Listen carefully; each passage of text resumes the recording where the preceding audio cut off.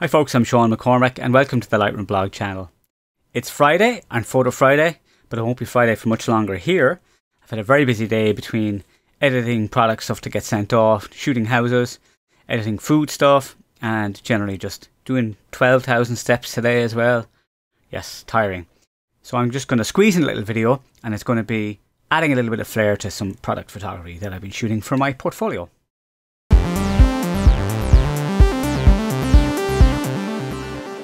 So folks, I have this image here. It was part of a set. It's lipstick that my wife had got as part of a set, so I was just shooting it. The bottle was a bit scratched, so I've done a little bit of healing work on it already, so that's some of it there. It's not finished yet. I will come back and do some more healing. But the thing I'm going to do is I'm going to create a mask around it. I'm going to put a cool little kind of circle in the background with multicolor. It's just a little trick that can be added to product photography. This could actually be added behind models as well that are shot in white. I've done that too. So the first thing I'm going to do is create a mask. There's a couple of ways I could create a mask. I could go into channels here and I could see which one is giving me the best contrast. But because the lines are very, very straight, I'm actually not going to do that. I'm actually going to come out here and just use the pen tool.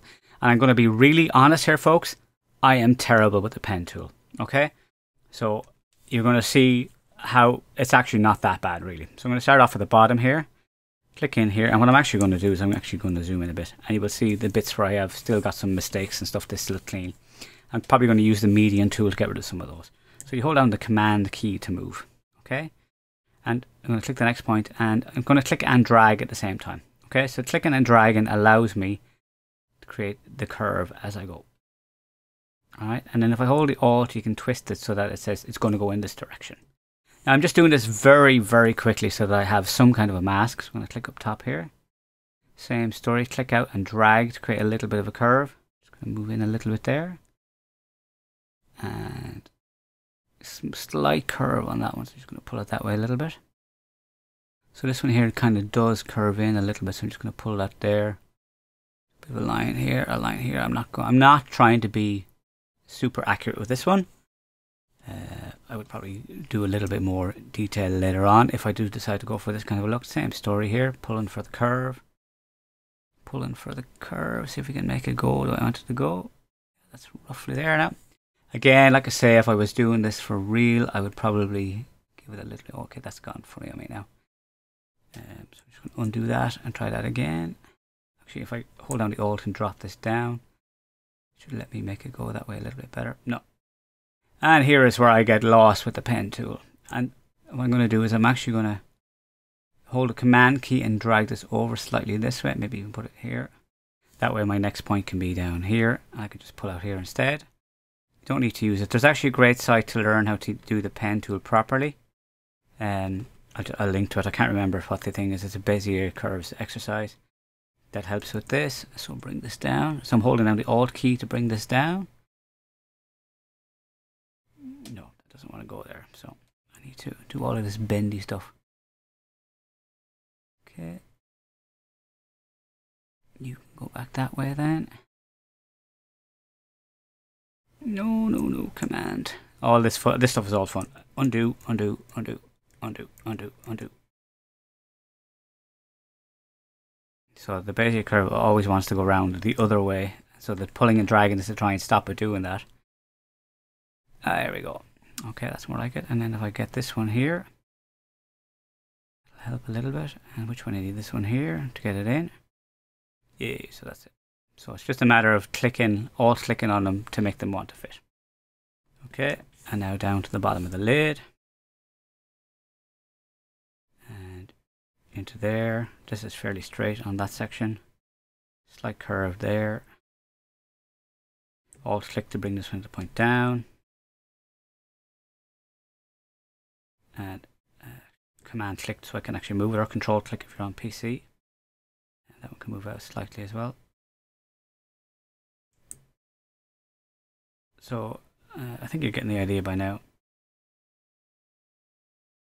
Oops, don't be dragging that. And down here. Oh, undo, undo, go back. It's creating into a separate work path, which I don't want.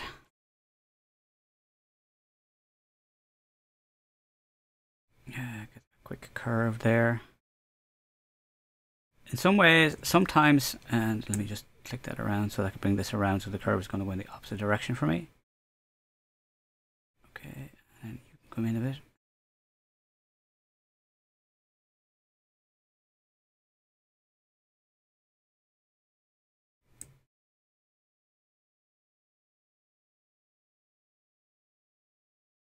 And command to move it out, get in position, and click down the bottom, and now close off. So that is a very, very quick path. Okay, I'm not overly worried about it matching up exactly. Okay, so now I'm going to go command minus the zoom.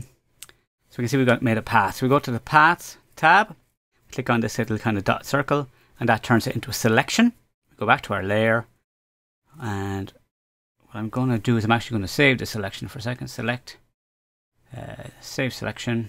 I'm just going to call it 1. Save the selection, because what I want to do is I actually am going to put my healing and stuff together. So I'm going to go Shift Command Option E, which is Shift Control Alt E, and put it all on a new layer. Alright, my selection is still there. If I needed to, I could have loaded it from the same menu. And now I'm going to click on the layer mask. So that's created a layer mask with that. And now I'm going to go Shift Command N or Shift Control N to create a new layer. I'm going to fill that full of white. So I've done Shift backspace in this case here. I click white, drag this layer down below. So we now have this on white. So now we have it masked. So the next thing I'm going to do is I'm going to turn on our grid. So I have the grid set up to show 50% with divisions. So I just basically want to know where the center of the image is here.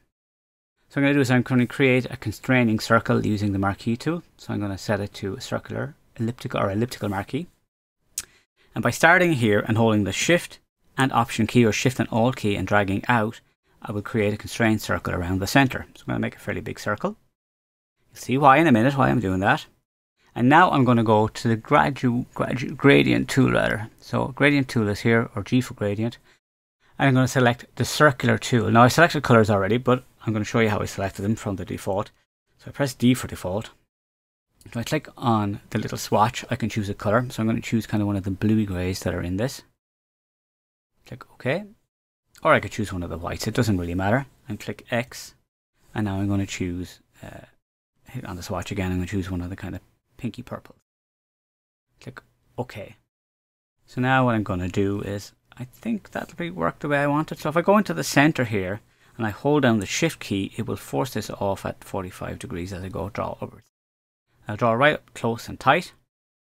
And that creates a shade. It's the wrong way around for what I want, so I'm going to go X to swap these colors around. Center and drag out again. Now how far out you drag that will determine the transition here. So I'm happy enough to have it just with that kind of color there. And one final little thing I'm going to do very quickly here is I'm going to go to Edit, Stroke. We're going to set a stroke here. 20 is probably a bit wide, so I'm going to go 10 pixels. I want it to be on inside, so this is the external swatch color. Click X, and that now creates a little band inside. So if I click Command D or Control D, that gets rid of it. So we have this little band of the kind of grey colour as well. And now I'm going to hide the grid by going Command and apostrophe, or like a single quote. And that hides my grid. Now the great thing about this is that, like V, press the V key. Oh, I should have done that on a new layer. My bad, I didn't do it on a new layer. I was supposed to do it on a new layer, but watch this. I go back, so Shift. So I'm going to do Command Option Z, so that I have my deselect. And then I'm going to go Shift Command I to invert. And I press the delete key. The delete key then gets rid of the white. So I'll create a new layer again. Fill that, Shift, so that's fill Command backspace or using the fill command. No, wrong. You want a new layer, Sean. Alright, get rid of Apple D. Get rid of that selection. And then Shift backspace, create white. Drag that white below. And then our circle, if I press the V key, I can now move my circle wherever I want it to be. And we can see it, because we've got the mask, you can see it in the line at the bottom. So this can be used behind anything you've masked. So you could create this little thing as an effect behind a model, for example. So if you look at the work of somebody like Robert Alvarado, a lot of his pin-up stuff would use this kind of stuff. That is just a little way to add some flair. So folks, I hope you like that. That's something that I've been doing to a couple of my product images. I find it a neat little thing. I know you had to get through some of my little fumbles, but hey, hopefully those fumbles will help you when you fumble too, because I think that's as important to learn by mistakes as it is to learn by somebody doing something properly, because you're in the middle of it and you're going, I don't know where I've gone wrong. It helps to see somebody else going wrong. Folks, if you didn't subscribe to me, please subscribe to the channel. Thank you very, very much. If you liked the video, give it a thumbs up. Hit the notification bell if you want to get notified. Folks, there is stuff out on Tuesdays for Lightroom and generally photo-related stuff. Could be editors, could be cameras, could be lenses, could be anything. On a Friday. I'm trying to get some bonus videos in as well, but I've just been really, really busy of late. So, thank you for taking time to watch this video, and I will see you in the next one.